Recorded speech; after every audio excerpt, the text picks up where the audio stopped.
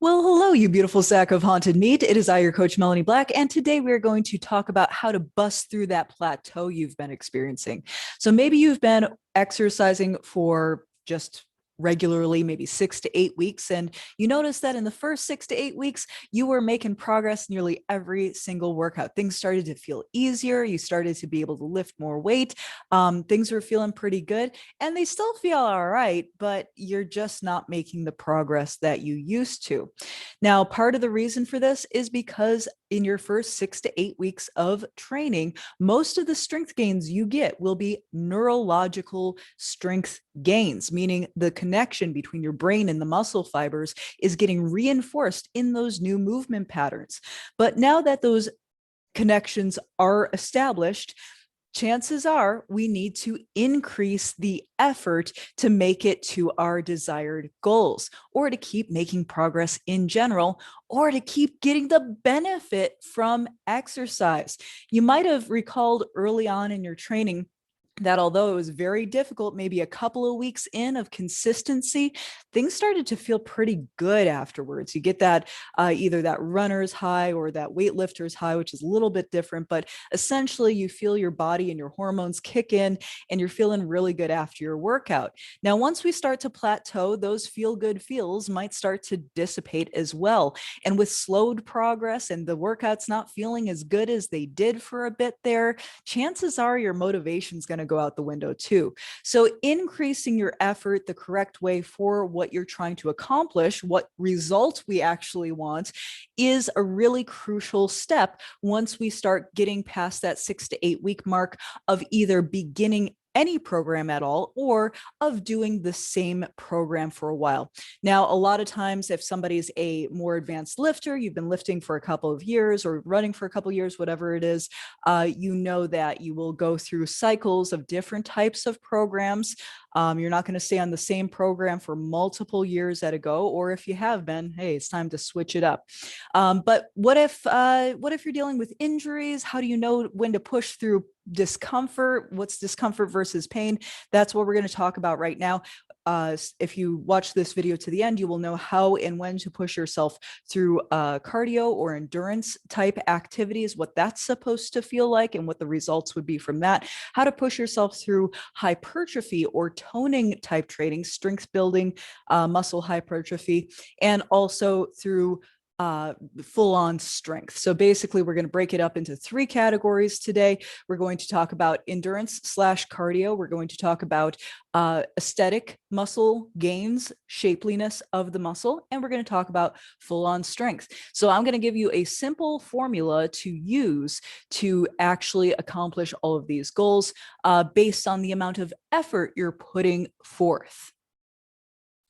Now, when it comes to regular old cardio, when it comes to cardiovascular training, rate of perceived exertion is a great way to sort of tell how hard you're actually working. Now, yes, you can go by, like a Fitbit or a chest strap, checking your heart rate, all that kind of stuff. But frankly, this is just going to be easier and in some cases more effective than trying to fiddle with your smartwatch while your heart rate slows down and figuring out what's what. So we've got everything from one, very light activity, pretty much just sitting around doing nothing, anything other than sleeping. Light activity on a 2 to 3 feels like you can maintain that activity for hours. This is like easy walking for most people. Although keep in mind the whole reason why we're talking about rate of perceived exertion for you is that everybody's at a different spot on their fitness journey. So while walking might feel like more intense to some people, to other people, it's relaxing. They could do it all day long. So light activity would be a 2 to 3. Feels like you can maintain it for hours, easy to breathe. You can carry on a full conversation, no problem. 4 to 6, moderate activity feels like you can exercise for hours still, but you are breathing heavily and you can have short bits of conversation. So you can hold a little bit of a conversation, but you're not going to be doing a monologue like I am right now. So 4 to 6, this is great for if you are walking for the health benefits or running for the health benefits for long periods of time, over an hour. This is what we want it to feel like. We want it to be in that 4 to 6 range.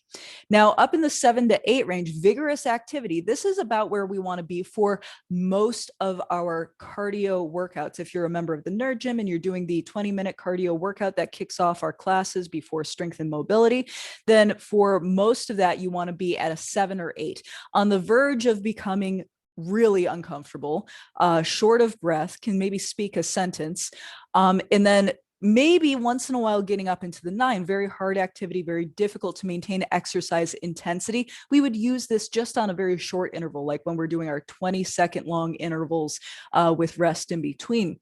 You can maybe push it up to a 9 in the intensity. And this intensity, this discomfort that we're feeling for all this cardio stuff is either going to be related to our lungs and how we're feeling in the lungs and our breathing, how well we can breathe, how well we can speak, or it's going to be like the burn and fatigue building up in the muscle tissue itself, depending on whether it's a steady state cardio kind of activity like cycling or walking, running, or if it's more into the exercise, like doing squats for cardio, for example.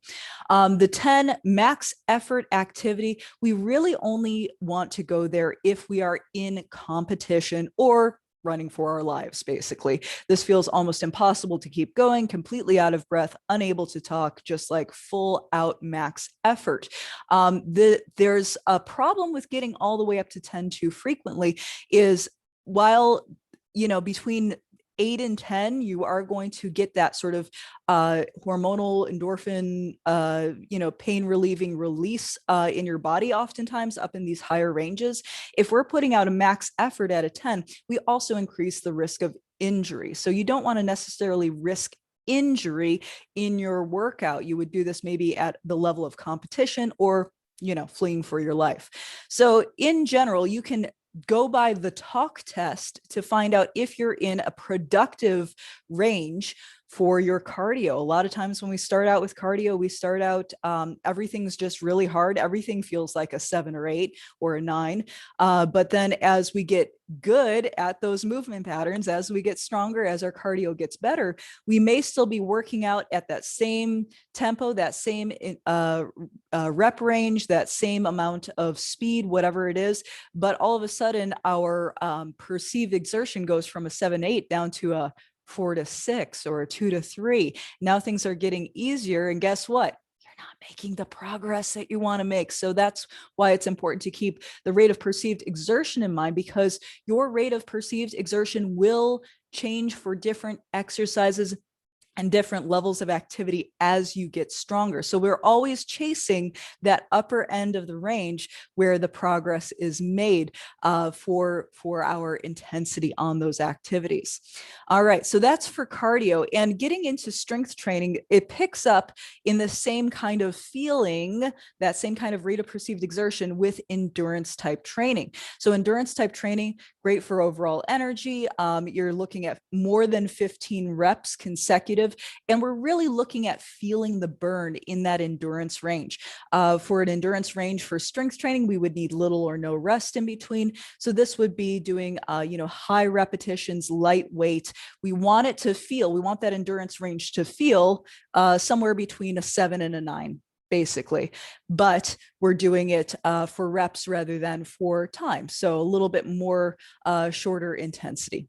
Now, when we are like, okay, endurance is good. I'm happy with my circulation, my circulatory system, my ability to breathe, all important things, but I want to get buff. I want to get toned. I want to get some muscle mass on me. All of these things, whether you are thinking of like lean, toned, or like massive bulky, they're all accomplished with the same rep range or the same amount of intensity. However, what your outcome is, how big you get, will depend largely on your personal genetics, hormones, what kind of supplements, drugs, whatever you're taking.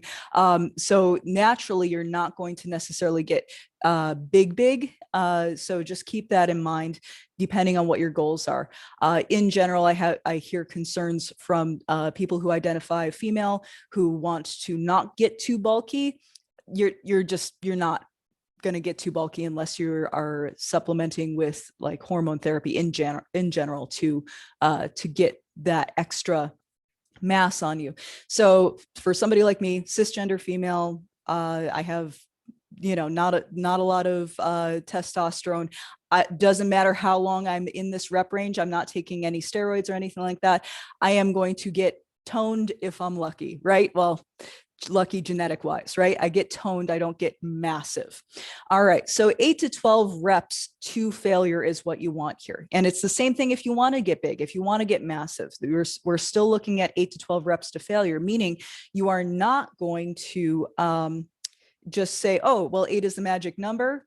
8, I'm going to stop there. It's like, okay, you can maybe do 9, maybe 10, and then you're literally failing to be able to do more than 12 reps. You cannot do more than 12 reps, at least not on the further sets. With this range of training, more is more. So you will feel the burn, you will go to failure. That is what the effort feels like here. The effort starts out at the beginning of your set at like a moderate intensity, and then it gets to almost impossible, but not because you can't breathe, not because you can't talk, but because the muscles are giving out at that range. So it's important when you're doing hypertrophy type work that you are doing exercises that you are able to maintain excellent form in, because the form will start to degrade a little bit as you're getting towards the end of your set.